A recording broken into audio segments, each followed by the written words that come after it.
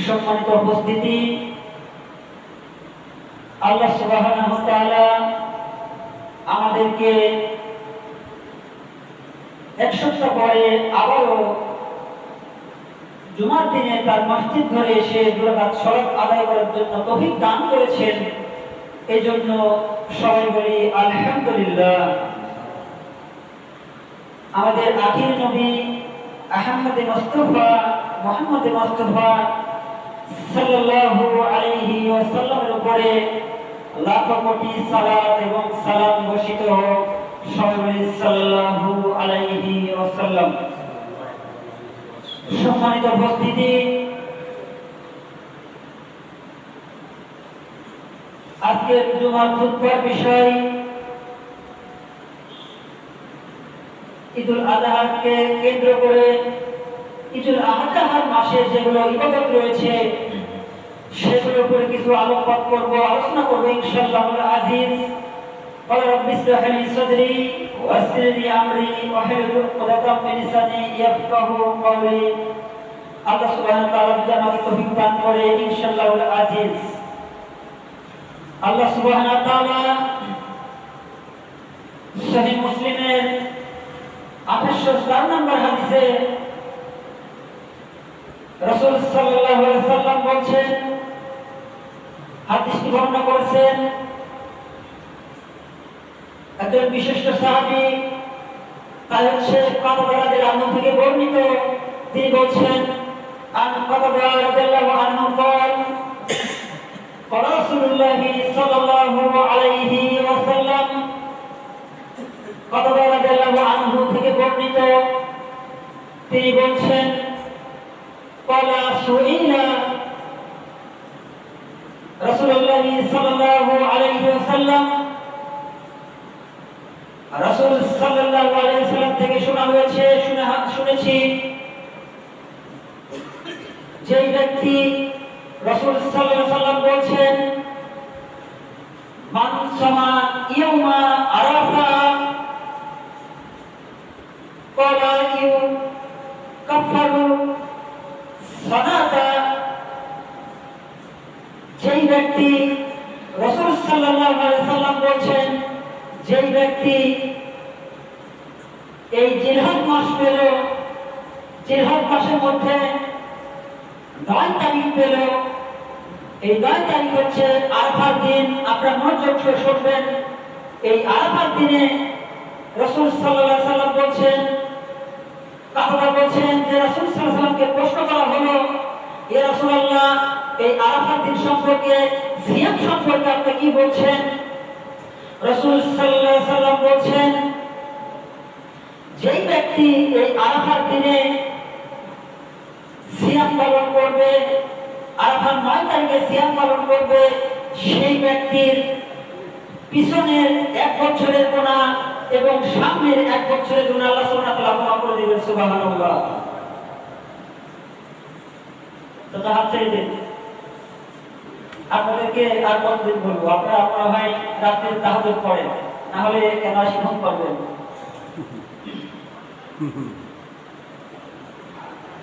রাসূল সাল্লাল্লাহু আলাইহি ওয়াসাল্লাম বলেছেন, যে ব্যক্তি এই আরাফার দিনে আল্লাহ সুবহানাহু ওয়া তাআলা আজকে হচ্ছে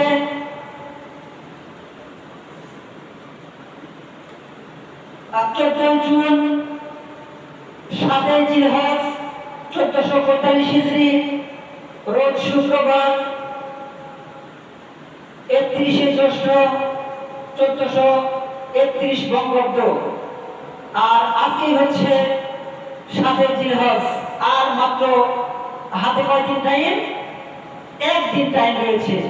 8 তারিখে আপনাদেরকে ভাত খেতে হবে, 9 তারিখে আরাফাত সিয়াম রয়েছে।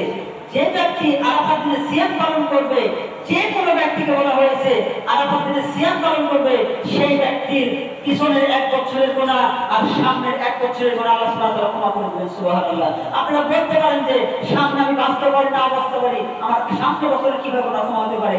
আপনি যদি বেঁচে থাকেন তাহলে আল্লাহ সুবহানাহু ওয়া তাআলা আগেই বোনাস দিয়ে দিয়েছেন, আপনি ক্ষমা করে দিবেন। সুবহানাল্লাহ।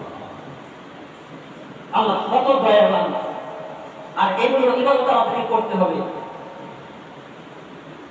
আজ যেহেতু কুরবানির সম্পর্কে মাসলা মাসাইল চলবে, এরপরে মুত্তাকির বিষয় আলোচনা হবে, গান বাজনার বিষয় আলোচনা হবে। আল্লাহ সুবহানাহু ওয়া তাআলা তার রাসূল সাল্লাল্লাহু আলাইহি ওয়াসাল্লামের মাধ্যমে জানাচ্ছেন, আবু দাউদের 1111 নম্বর হাদিস, 1152 নম্বর হাদিস। এই হাদিসের ভিতরে রাসূল সাল্লাল্লাহু আলাইহি ওয়াসাল্লাম বলছেন, সাহাবীরা প্রতিটা সাহাবী হাদিসটি বর্ণনা করছেন। ইবনে আস রাদিয়াল্লাহু আনহু থেকে বর্ণিত, তিনি বলছেন রাসূল সাল্লাল্লাহু আলাইহি ওয়াসাল্লাম যখন ঈদুল ফিতর এবং ঈদুল আযহার সালাত আদায় করতেন, তিনি 12 তাকবীরে সালাত আদায় করতেন। প্রথমে হচ্ছে 7 তাকবীর, দ্বিতীয় রাকাতে 5 তাকবীর। এই যে রাসূল সাল্লাল্লাহু আলাইহি ওয়াসাল্লাম 7 তাকবীরে সালাত আদায় করতেন। আবু দাউদের 1151 নম্বর হাদিস, 1152 নম্বর হাদিস। এরপরে রাসূল সাল্লাল্লাহু আলাইহি ওয়াসাল্লাম ইবনে মাজার 1277 নম্বর হাদিসে বর্ণনা করেছেন। হাদিসটি বর্ণনা করেছেন সাদ রাদিয়াল্লাহু আনহু থেকে বর্ণিত, তিনি বলছেন রাসূল সাল্লাল্লাহু আলাইহি ওয়াসাল্লাম প্রথম রাকাতে যখন তাকবীর দিতেন, তিনি তাকবীর দেওয়ার পরে সূরা কিরাত পাঠ করতেন। এরপরে যখন দ্বিতীয় রাকাত যেতেন, দ্বিতীয় রাকাতের পরে তিনি তাকবীর দেওয়ার পরে সূরা কিরাত পাঠ করতেন। তাহলে এই হাদিস দ্বারা বোঝা যাচ্ছে যে রাসূল সাল্লাল্লাহু আলাইহি ওয়াসাল্লাম, ইবনে মাজার হাদিস, যে রাসূল সাল্লাল্লাহু আলাইহি ওয়াসাল্লাম যখন তাকবীর দিতেন, প্রথমে 7 তাকবীর দেওয়ার পরে তিনি সূরা কিরাত করতেন। এরপরে রুকু সিজদা করার পরে যখন আবার তাকবীর দিতেন দ্বিতীয় তাকবীরের সময়, তখন তিনি 5 তাকবীর দিতেন। 5 তাকবীর দেওয়ার পরে তিনি সূরা কিরাত পাঠ করতেন। এই কথাই আমরা হাদিস থেকে প্রমাণিত পাই। যেহেতু হাদিস অনেকভাবে এসেছে, আল্লাহ সুবহানাহু ওয়া তাআলা আমাদেরকে এই সঠিক আমল বুঝে তৌফিক দান করুন সকলে, আমিন। রাসূল সাল্লাল্লাহু আলাইহি ওয়াসাল্লামের মাধ্যমে আল্লাহ সুবহানাহু ওয়া তাআলা তার পবিত্র কুরআনুল কারীমের সূরা লুকমানের 6 নম্বর আয়াতের মধ্যে বলছেন, ওয়া মিনান নাসি মান ইশতারা, মানুষের মধ্যে কেহ কেহ অজ্ঞতাবশত আল্লাহু কি করে অশ্লীল বাক্য, হাদিসি অশ্লীল বাক্য ক্রয় করে নিয়ে আসে, কিনে নিয়ে আসে। এর অর্থ হচ্ছে এই যে এখন বর্তমানে যে আমরা ইন্টারনেট থেকে যেগুলো অশ্লীল গান, অশ্লীল বাদ্য, অশ্লীল বাদ্যযন্ত্র যেগুলো আমরা টাকা দিয়ে আমরা মেনুর ভিতরে লোড করে নিচ্ছি, টাকা দিয়ে কিনছি। এখানে আল্লাহ রাসূল সাল্লাল্লাহু আলাইহি ওয়াসাল্লাম 1400 বছর আগে কথা বলে গেছেন যে মানুষ টাকা দিয়ে অশ্লীল বাক্য ক্রয় করবে। সূরা লুকমান আয়াত নম্বর 6, এই আয়াত সম্পর্কে আব্দুল্লাহ ইবনে মাসউদ রাদিয়াল্লাহু আনহু থেকে বর্ণিত, তিনি বলছেন ওয়াল্লাহি, আল্লাহর কসম, আব্দুল্লাহ ইবনে মাসউদ আল্লাহর কসম করে বলছেন যে এই আয়াত হচ্ছে গান বাজনার উপরে রয়েছে। আল্লাহ সুবহানাহু ওয়া তাআলা এই আয়াতকে গান বাজনার উপরে নাযিল করেছেন। সে একজন বিশিষ্ট সাহাবী, রাসূলের একজন বিশিষ্ট সাহাবী, তিনি বলছেন, কসম করে বলছেন, আল্লাহি, আল্লাহর শপথ করে বলছি, এই আয়াতকে গান বাজনার উপরে লিপিবদ্ধ করা হয়েছে, এই আয়াতকে গান বাজনার উপরে নাযিল করা হয়েছে। আজ আমরা কিভাবে মুমিন দাবি করতে পারি, কিভাবে মুত্তাকি দাবি করতে পারি, কিভাবে পরহেজগার দাবি করতে পারি? দেখুন তো, কোন মানুষ টাকা দিয়ে কিনে নিচ্ছে, পরে আবার বলছেন হয় কেউ টাকা দিয়ে কিনবে আর না হয় কেউ কি করবে, শুনতে ভালোবাসবে। আজ এই গান বাজনা নিয়ে আমাদের দেশে প্রতিটি জায়গাতে এমন ভাবে ছড়িয়ে পড়েছে। বিয়ের বাড়িতে গান বাজনা, যেখানে যে কোনো অনুষ্ঠান হোক না কেন, পিকনিক হোক না কেন, যে কোনো জায়গাতে গান বাজনা ছাড়া আমাদের বিয়ে হয় না। আর গান বাজনা হচ্ছে ইহুদি খ্রিস্টানদের বাদ্যযন্ত্র। আজ আমরা দেখতে পাচ্ছি যে যখনই ইহুদি খ্রিস্টানেরা মুসলমানদেরকে মারছে, মুসলমানদের অত্যাচার করছে, আজ কি করছে ইহুদি খ্রিস্টানদের একটি কিছু রয়েছে আমাদের দেশে, তা হচ্ছে আমাদের পেপসি খাই, কোকা-কোলা খাই, এগুলো হচ্ছে ইহুদি খ্রিস্টানদের প্রোডাক্ট। এই প্রোডাক্ট নিয়ে কিছু কিছু মানুষ আবেগের বশতে কি করছে, ফুটবল খেলছে, এগুলো নিয়ে কেউ লাভ খাচ্ছে, কেউ আশ্রাচ্ছে, এগুলো নিয়ে তাদেরকে সান্ত্বনা দিচ্ছে। এগুলো সান্ত্বনা নয়, এগুলো বহুটা কাজ, এগুলো অন্যায় কাজ। কারণ এগুলো করে মানুষকে সান্ত্বনা দেওয়া যাবে না। ইহুদি খ্রিস্টানের যে আচার আচরণ, ইহুদি খ্রিস্টানের যে গান বাজনা, সেগুলো তো আমরা পুষে রেখেছি আমাদের অন্তরের ভিতরে। আগে এগুলো আপনারা বর্জন করুন, এরপরে আপনারা ইহুদি খ্রিস্টানের এগুলো প্রোডাক্টকে আপনারা বর্জন করুন। আগে আপনাদের ভিতর থেকে যে গান বাজনা রয়েছে, শয়তানি যে গান বাজনা রয়েছে, সেই গান বাজনা থেকে আপনারা বিরত থাকুন। রাসূল সাল্লাল্লাহু আলাইহি ওয়াসাল্লাম উমর ফারুক রাদিয়াল্লাহু বলছেন, উমর, তখন উমর রাদিয়াল্লাহু বলছেন, ইয়া রাসূলুল্লাহ, হে আল্লাহর রাসূল, লাব্বাইক, আমি হাজির হয়েছি রাসূলুল্লাহ। হে উমর, তুমি কি গান বাজনার শব্দ শুনতে পাচ্ছ? রাসূল সাল্লাল্লাহু আলাইহি ওয়াসাল্লাম এক পর্যায়ে সাহাবী ইবনে উমর রাদিয়াল্লাহু রাস্তা দিয়ে যাচ্ছিলেন, এমন অবস্থায় গান বাজনা শুনতে পেয়ে রাসূল সাল্লাল্লাহু আলাইহি ওয়াসাল্লাম কানে আঙ্গুল ঢুকাই দিলেন আর বললেন, হে উমর, তুমি কি গান বাজনার বার্তা শুনতে পাচ্ছ? ইয়া রাসূলুল্লাহ, আর শুনতে পাচ্ছি না। তখন রাসূল সাল্লাল্লাহু আলাইহি ওয়াসাল্লাম তার কান থেকে আঙ্গুল বের করে নিলেন। আর আপনারা কিভাবে মুত্তাকি দাবি করতে পারেন? আপনারা যেখানে টিভি চলছে, যেখানে সিরিয়াল চলছে, যেখানে প্রতিটা মহিলারা এসে নাচছে, এখানে আপনার চোখকে ফেলে দিয়ে হ্যাঁ করে বসে থেকে আপনি তার ড্যান্স দেখছেন, নাচ দেখছেন, গান বাজনা শুনছেন। আপনারা কিভাবে মুসলিম দাবি করতে পারেন? কিভাবে আপনারা ইমানদার দাবি করতে পারেন? কিভাবে আপনারা মুত্তাকি দাবি করতে পারেন?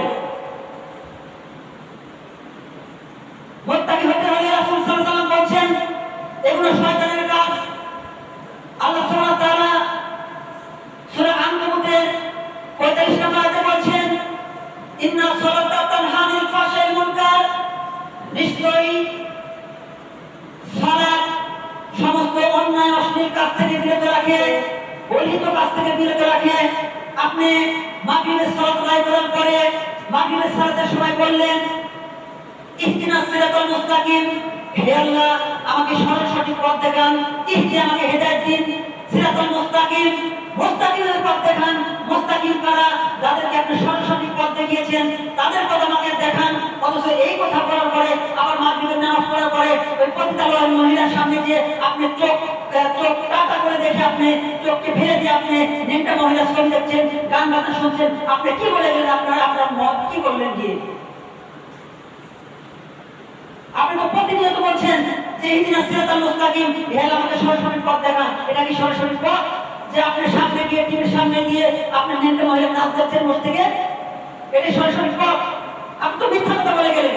আপনি তো মানুষের আলোচনার কাছে প্রতিনিয়ত চাচ্ছেন যে আমাকে সঠিক পথ দেখান। এটা তো লোক দেখানো চাওয়া।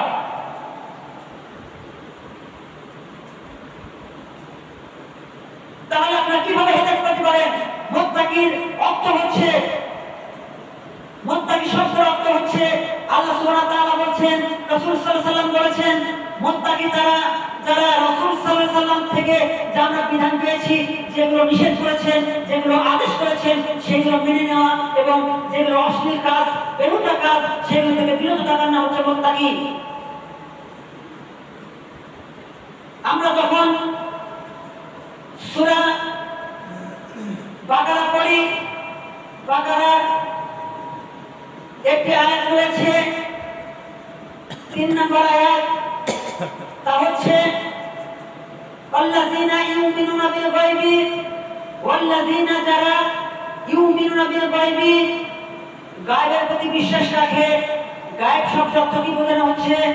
গায়েব শব্দের অর্থ হচ্ছে আমার মৃত্যুর পরে যে আমি কবরে যাব, কবরে কি হবে আমি জানি না, কবরে কি হয় তাও জানি না, এবং আমার হাদিসে যেগুলো পাই সেগুলো জানি, কিন্তু স্পষ্ট আমি এখনো চোখে দেখি নাই যে কবরে যাওয়ার পরে কি হতে পারে, কি শাস্তি হতে পারে, এগুলো আমি জানি না।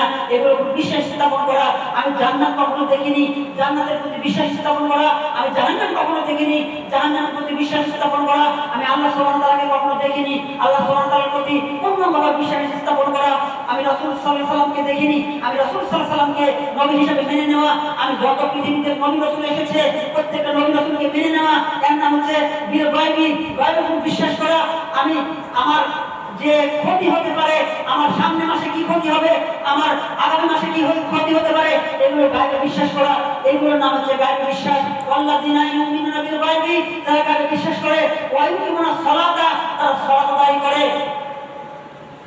মুত্তাকি সম্পর্কে আল্লাহ সুবহানাহু ওয়া তাআলা এই বর্ণনা করছেন সূরা বাকারার ভিতরে যে মুত্তাকিরা ওয়া ইউমিনুনা বিল গায়বি ওয়া ইউকিমুনাস সালাতা, তারা সালাত আদায় করে। ওয়া মিম্মা রাযাকনাহুম ইউনফিকুন, তাদেরকে যা আমরা রিজিক দিয়েছি সেই রিজিক থেকে তারা ব্যয় করবে, এবং ওয়া মিম্মা রাযাকনাহুম ইউনফিকুন, তারা ব্যয় করবে, তাদের কাছে ব্যয় করবে, গরীব দুঃখীর কাছে ব্যয় করবে। তারা তাদেরকে কষ্ট দিবে না, অন্যায় করবে না, তাদের সাথে গালাগালি করবে না, তাদেরকে ব্যাপার কথা বলবে না, তাদেরকে সম্পদ থেকে বাধা দিবে না। আমার সম্পদে তুমি ঢুকবি না, আমার সম্পদে তুই হাঁটাহাঁটি করবে না, এগুলো বলবে না। এগুলোই হচ্ছে মুত্তাকির পরিচয়। আর আল্লাহ সুবহানাহু ওয়া তাআলা তাই বলছেন যেহেতু এটা রমজান জিলহজ মাস, এই জিলহজ মাসে যেহেতু আমাদের কুরবানির মাস, এই কুরবানির মাসে আল্লাহ সুবহানাহু ওয়া তাআলা বলছেন ইন্না তাকাব্বালাল্লাহু, নিশ্চয়ই আল্লাহ কবুল করেন, মিনাল মুত্তাকিন, মুত্তাকিনদের ইবাদত কবুল করেন। আর যারা মুত্তাকি, মুত্তাকিদের জন্য এই কুরবানি হচ্ছে ওয়াজিব। এক শ্রেণীর লোক রয়েছে, এক শ্রেণীর কিছু লোক রয়েছে, এক শ্রেণীর আলেম রয়েছে। কোন কোন আলেম বলছে যে আমাকে প্রশ্ন করেছে এক ব্যক্তি, কোন কোন প্রশ্ন করেছে যে কুরবানি কি সুন্নতে মুআক্কাদা না ওয়াজিব। আমি হাদিস এবং কোরআন গবেষণা করতে গিয়ে দেখছি যে ব্যক্তি মুত্তাকি, যেই ব্যক্তি পরেজগার, সেই ব্যক্তির জন্য ওয়াজিব। সুবহানাল্লাহ। কেন? ওই যে সূরা সাফফাতের আল্লাহ সুবহানাহু ওয়া তাআলা সূরা সাফফাতের 102 নম্বর আয়াতে বলছেন, এই আয়াতটা নাযিল হয়েছে ইব্রাহিম আলাইহিস সালামের উপরে এবং তার সন্তানের উপরে। ইব্রাহিম সালাম বলছেন ইন্নী রাআ ফি মানামি, হে আমার বৎস, হে আমার সন্তান, আমি দেখছি স্বপ্নে। মানামি শব্দ তো স্বপ্ন, মানামি আমি তোমাকে স্বপ্নে দেখেছি যে আমি তোমাকে জবাই করছি। তখন ইসমাঈল আলাইহিস সালাম তার সন্তানকে বলছেন যে ইয়া আবাদি, হে আমার পিতা, আফআল, আপনি করুন, তুমার, আপনাকে আল্লাহ সুবহানাহু ওয়া তাআলা যা আদেশ করেছে আপনি তাই করুন। সুবহানাল্লাহ। এই দেখেন তিনি বলছেন আল্লাহ সুবহানাহু ওয়া তাআলা আপনাকে যা আদেশ করেছেন আপনি তাই করুন। আদেশ শব্দের অর্থ হচ্ছে আল্লাহ সুবহানাহু ওয়া তাআলা যা আদেশ করেছে সেটা হচ্ছে হয় ফরজ হবে না হয় ওয়াজিব হয়ে যাবে। সুবহানাল্লাহ। তাই কাকে কুরবানি করতে বললেন? ইব্রাহিম আলাইহিস সালাম ছিলেন একজন মুত্তাকি বান্দা, তাই তার উপরে এই পরীক্ষা নিযুক্ত হয়েছে, পরীক্ষা এসেছে। কোন কাফেরের প্রতি এই পরীক্ষা আসে নাই, কোন বেদিনের প্রতি এই পরীক্ষা আসে নাই, কোন মুসলিম অমুসলিমের প্রতি এই পরীক্ষা আসে নাই, কোন বেনামাজির প্রতি এই পরীক্ষা আসে নাই, মুত্তাকির প্রতি এই পরীক্ষা এসেছে। ইব্রাহিম সাল্লাল্লাহু আলাইহি ওয়াসাল্লাম মুত্তাকি, মুত্তাকির জন্য কুরবানি করা হবে। মুত্তাকি সম্পর্কে এই কথাই বলছেন যে যে ব্যক্তি মুত্তাকি সেই ব্যক্তির জন্য কুরবানি কবুল করা হবে। সুবহানাল্লাহ।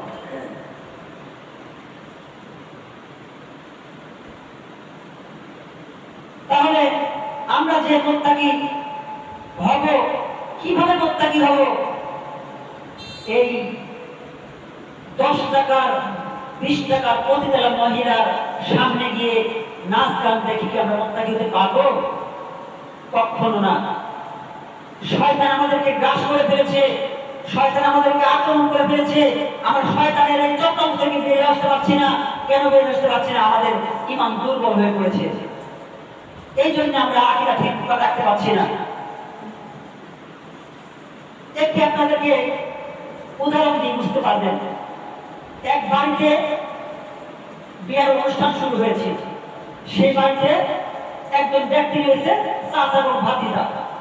সেই চাচা হচ্ছে হজ করে এসেছে, আর ভাতিজা 5 ওয়াক্ত সালাত আদায় করে না। সে কোনো সময় সালাত আদায় করে না। বিয়ের বাড়িতে গান বাজনা শুরু হবে, গান বাজনার নিয়ম রয়েছে। কারণ আপনার তো গান বাজনা হলেই মনে হয় যে গান বাজনা বিয়ে হলে গান বাজনা নিয়ে আসতে হবে। তিনি এই সেই ভাতটা মনে করছেন যে আমি গান বাজনা নিয়ে আসবো, কিভাবে কার কাছে যাবো, গান বাজনা নিয়ে আসতে যাবো। তখন এক আলেমের কাছে গিয়ে প্রশ্ন করেছেন, ফতোয়া চেয়েছেন যে আমি এই বিয়ের বাড়িতে গান বাজনা বাজাবো, গান বাজনা বাজানো তো জায়েজ রয়েছে। তখন সেই আলেম তাকে প্রশ্ন করেছে, তুমি কি সালাত আদায় করো? তখন বলল, না আমি সালাত আদায় করি না। তাহলে জায়েজ, তাহলে তোমার জন্য জায়েজ। তিনি জায়েজ ফতোয়া নিয়ে এসেছেন। নিয়ে আসার পরে গান বাজনা শুরু করেছে বিয়ের বাড়িতে। যখন ওই হাজী সাহেব মসজিদে প্রবেশ করার পরে মুসল্লিরা বলছে, তখন তাকে ধিক্কার দিচ্ছে হাজী সাহেবকে যে তুমি একজন হাজী মানুষ, তোমার বাড়িতে তোমার ভাতটা কিভাবে গান বাজনা বাজাতে পারে? তুমি কি জানো না যে ইসলাম ধর্মে গান বাজনা হারাম? তখন তিনি তো রাগে খেপে এসে তার ভাতটাকে বলছেন, তোমাকে এই হুকুম দিল কে? তোমাকে এই ক্ষমতা দিল কে বিয়ের বাড়িতে গান বাজানো? তখন বলছেন, চাচা আপনি চুপ থাকুন, বড় আলেম আমাকে ফতোয়া দিয়েছে যে গান বাজনা হালাল। তখন সেই চতুর কে ফতোয়া দিয়েছে, তুমি সেই আলেমের কাছে যাবো। যখন সেই আলেমের কাছে গেল দুই ভাতিজা এবং চাচা, তখন আলেমকে জিজ্ঞাসা করে সালাম দেওয়ার পরে যে তুমি কি এই গান বাজনাকে ফতোয়াকে জায়েজ করেছো? তখন বলছেন, না গান বাজনাকে তো আমি জায়েজ করিনি। তখন ভাতিজা বলছে, তুমি তো আমাকে জায়েজ করেছো, অথচ এখন চাচাকে বলছো জায়েজ করোনি, তুমি তো আমার দুই চাচার ভিতরে জ্ঞান পাকিয়ে দিচ্ছ। তখন তিনি বলছেন, যেই ব্যক্তি সালাত আদায় করে না সেই ব্যক্তি তো মুসলিমই থাকতে পারে না, তার জন্য জায়েজ কে না জায়েজ কি বলেন? গান বাজনা তার জন্য জায়েজ কি আর না জায়েজ কি? তার জন্য সবই জায়েজ। পৃথিবীর যে ব্যক্তি সালাত আদায় করে না সে তো মুসলিম না, তার জন্য তার জায়েজ আর না জায়েজ কি? আর যে ব্যক্তি 5 ওয়াক্ত সালাত আদায় করে, ওই ব্যক্তি বলছেন আপনি যে হাজী সাহেব যে আপনি 5 ওয়াক্ত সালাত আদায় করেন, আপনি মুসলিম, আপনার জন্য গান বাজনা না জায়েজ হারাম। তাহলে আপনারা কিভাবে সামনে টিভির সামনে গিয়ে নেংটা মরে নাচ দেখতে পারেন? বিবেককে প্রশ্ন করুন। বিবেককে প্রশ্ন করার পরে আপনারা বলুন। এই কথা আপনাকে বলছি, আপনি তো সালাত আদায় করেন, ইন্না সালাতা তানহা আনিল ফাহশাই ওয়াল মুনকার ওয়া যিকরুল্লাহি আকবার, নিশ্চয়ই সালাত সমস্ত অন্যায় অশ্লীল কাজ থেকে বিরত রাখে। তাহলে কি আপনারা কি বিরত রাখতে পারে না? আপনাদের কি সালাত হয় না? যদি সালাত না হয় তাহলে আপনাদেরকে বিরত রাখতে পারে না। এইটাই আয়াত প্রমাণ করছে। আল্লাহ সুবহানাহু ওয়া তাআলা আমাদেরকে সঠিক বুঝ দান করে সঠিকভাবে ইবাদত করার তৌফিক দান করুন। সবাই বলে আমিন।